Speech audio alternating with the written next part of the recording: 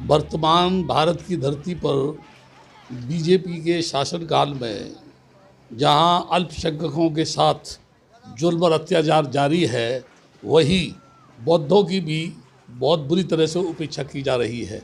यहाँ मैं बताना चाहता हूँ कि मैं आगरा में थाना एतमादौला के अंतर्गत मारवाड़ी इंदिरा नगर शंभू नगर एक बस्ती है, उसके नज़दीक मेहताब बाग रोड के पास अपनी झोपड़ी डाल करके विगत 40 वर्ष से वहाँ रह रहा हूँ। इस 40 वर्ष के दौरान मैंने राष्ट्र के हित में जितने कार्य किए वही बैठ कर के किए। उस झोपड़ी में ही रहकर किए, जिसमें कोई दरवाज़ा नहीं था, कोई खिड़की नहीं थी।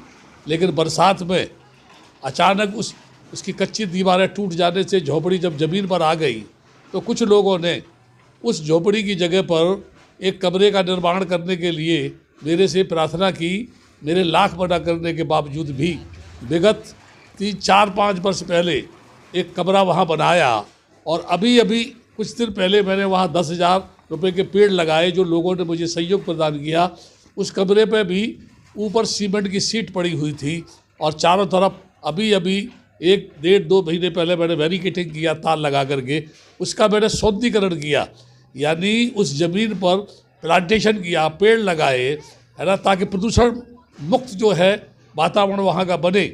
लेकिन खेद के साथ मुझे कहना है, विगत कितनी वर्षों से मैं राष्ट्र हित में ये लिखता रहा हूँ कि भारत की धरती पर रेलवे विभाग की जितनी भी संपत्ति है, जितनी भी ज़मीन है, उस पर करोड़ों रुपए के ज़मीन के ऊपर लोगों ने अवैध निर्माण किए हुए हैं। उनमें बस्तियाँ बनी हैं, मकान बने हैं, मंदिर बने हैं, मस्जिद बने हैं, गुरुद्वारे बने हैं। लेकिन मैंने बार बार जो लिखा पढ़ी की तो बार बार आगरा के रेलवे डिपार्टमेंट ने मेरा ही आके उत्पीड़न किया, और जब मेरा उत्पीड़न किया तब मैंने जो है विभागीय अधिकारियों के साथ लिखा पढ़ी की। गृह मंत्री को लिखा, प्रधानमंत्री को लिखा, रेल मिनिस्टर को लिखा, माइनॉरिटी के चेयरमैन को लिखा, इवन यहाँ तक कि रेलवे विभाग के मिनिस्टर रहे लालू प्रसाद यादव ने उसकी जांच कराई। यहाँ वो लेटर भेजते थे, डीएम से उसकी जांच मांगते थे। उसके बाद में जो रेल मंत्री रहे सबने उसकी जांच कराने के आदेश दिए। पता नहीं क्या लीपा पोती करके वहाँ से भेज दिए जाते थे या उस जांच को रद्दी की टोकरी में फेंक दिया जाता था। अचानक उस मैटर को अनुसूचित जाति आयोग में ले गया, जहाँ बुद्धिस्ट महंत बौद्ध जो थे मेंबर थे, उनके साथ में उनके सामने उसका केस चला। एक दिन अचानक ईदगाह से रेलवे डिपार्टमेंट के मीणा नाम के एक इंजीनियर गए। उस दिन डेट थी, मैं भी गया, वो भी कागज़ लेके गए, मैं भी कागज़ लेके गया और मैंने जाके वो सारे कागजात दिखाए। उन्होंने कहा कि वो ज़मीन हमारी है। मैंने ये कहा, जो भी रेलवे की ज़मीन होती है पुराने ट्रैक के 20 सेंटर से ज़मीन को नापा जाता है। अगर आज भी 20 सेंटर से पुराने ट्रैक से उसको नापा जाए तो वो ज़मीन जहाँ इन्होंने अपनी दीवार लगाई है और जहाँ जी अपना अधिकार बताते हैं वहाँ तक इनकी ज़मीन नहीं है, बल्कि वो ज़मीन वहाँ है जहाँ मेरी झोपड़ी पड़ी हुई है, उससे भी 2-4 फुट पीछे की साइड में है। लेकिन मेरे खेद के साथ कहना पड़ रहा है मुझे कि मेरे आने के बाद अचानक ये लॉकडाउन लगा हुआ है। मैं दिल्ली में हूँ, आज ही वहाँ पर जो है रेलवे डिपार्टमेंट का पूरा जो है मजमा का मजमा वहाँ गया और उन्होंने मेरी उस झोपड़ी कोई जगह पर जो कमरा था उसको तोड़ करके ध्वस्त कर दिया।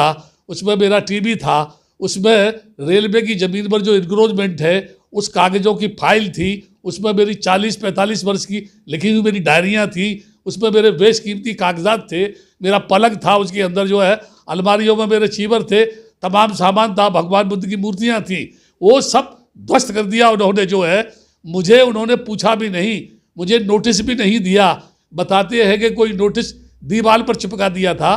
दीवार पर नोटिस जब चिपकाया जाता है, जब सुबह से आदमी शाम तक वापस आता है तो वो देख सकता है। मैं लॉकडाउन के समय में यहाँ था, लेकिन बावजूद उन्होंने उसको तोड़ ताड़ करके ध्वस्त कर दिया।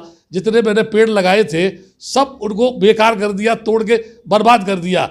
मैं रेलवे डिपार्टमेंट से ये मांग करता हूँ, जो मेरा नुकसान हुआ है वो उसकी भरपाई करे और पूरे देश में जो रेलवे की ज़मीन पर इंक्रोचमेंट है, क्या रेलवे डिपार्टमेंट ने उसको तोड़ने के लिए कोई प्रस्ताव पारित किया है या पार्लियामेंट में कोई कानून बना है कि रेलवे की ज़मीन को वापस लाने के लिए यानी कानूनी कार्रवाई की जाए। जब सुप्रीम कोर्ट ने ये कहा कि इलीगल ढंग से जो सरकारी ज़मीनों पर मंदिर बने हुए हैं उनको हटाया जाए। तो मैं सरकार से ये जानना चाहता हूँ, क्या सुप्रीम कोर्ट के कानून का पालन किया? क्या उन्होंने कोई ऐसा कानून पारित किया है कि रेलवे की ज़मीन पर जो भी इंक्रोचमेंट है उसे हटाया जा रहा है या उसको हटाया जाएगा? ऐसा कोई प्रस्ताव पारित किया है?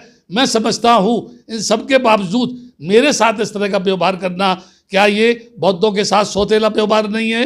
क्या ये भारत में रह रहे बौद्धों के ऊपर अत्याचार नहीं है? एक तरफ आपने जो है साकेत नगरी जो बौद्धों का स्थल था वहाँ राम मंदिर का निर्माण किया, अपनी ताकत का आप जो परिचय दे रहे हैं, आप जो जुल्म कर रहे हैं, विदेशों में जा कर के हमारे देश के प्रधानमंत्री कहते हैं कि मैं बुद्ध की धरती से आया हूँ।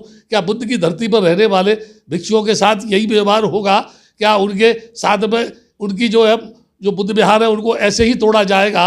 उनके साथ इस तरह का जुल्म अत्याचार होगा? यदि ऐसा जारी रहा तो हमको राष्ट्रीय स्तर पर नहीं अंतर्राष्ट्रीय स्तर पर भारत सरकार के खिलाफ जन आंदोलन करने के लिए बाध्य होना पड़ेगा, या फिर हमको भूख हड़ताल करने के लिए बाध्य होना पड़ेगा। नहीं तो अहिंसात्मक कदम उठाने के लिए सड़कों पर आना पड़ेगा। और यदि देश में किसी प्रकार की भी कोई घटना घटित होती है तो उसकी जिम्मेदार भारत सरकार होगी। ये सरकार के नुमाइंदे होंगे, RSS होगी, विश्व हिंदू परिषद होगा, शिवसेना होगी, जो भारत की धरती पर हिंदू गणराज्य की स्थापना करना चाहते हैं। अभी तो इन्होंने बौद्धों के साथ जुल्म किया है। वही मेरे पास में मेरे जो जहाँ बुद्ध विहार था उसी के पास में नगला देवजीत में मस्जिद थी, उसकी दीवारें तोड़ दी गई, उसके गुम्बटों को तोड़ दिया गया। महात्मा जो मंदिर था वहाँ उसको छोड़ करके उस मस्जिद पर जो ये अटैक किया गया, उससे वहाँ के लोगों में रोष उत्पन्न हो गया और वो लोग सड़कों पर आ गए। मैं ये सरकार से जानना चाहता हूँ, क्या ये सरकार इस देश में बगावत करना चाहती है, हिंसा को बढ़ावा देना चाहती है, या कत्लेआम कराना चाहती है, लोगों को जिंदा दफन करना चाहती है, लोगों को जिंदा ही मार देना चाहती है? बस काफ़ी अरसों से ये जो किसानों का आंदोलन चल रहा है उसके खिलाफ भी दंडात्मक कार्रवाई की जा रही है। इस देश के साधु सन्यासी बेमतलब बेलगाम घोड़े की तरह से सड़कों पर दौड़ रहे हैं, मन चाहे सबूके छेड़ रहे हैं, मन चाहे झूठी बातों को यानी समाज के बीच हम फैला रहे हैं, मन चाहे ढंग से लोगों के बीच में अंधविश्वास रूढ़वाद की परंपरा को फैलाने का काम कर रहे हैं। और सरकार आंख बीच के उनको संरक्षण प्रदान कर रही है, उनको जो है सहायता दे रही है, उनकी मदद कर रही है। अतः पुनः एक बार कह रहा हूँ, जो मेरा नुकसान हुआ है उसकी जाँच कराई जाए, उसका मुआवजा दिया जाए, नहीं तो मुझे भूख हड़ताल पर बैठने के लिए बाध्य होना पड़ेगा। अगर आप चाहते हो कि हम समाज के लिए काम करते रहें तो हमें आर्थिक सहयोग करें ऊपर दिए हुए विवरण के आधार। अगर आप चाहते हो कि हम समाज के लिए काम करते रहें तो हमें आर्थिक सहयोग करें ऊपर दिए हुए विवरण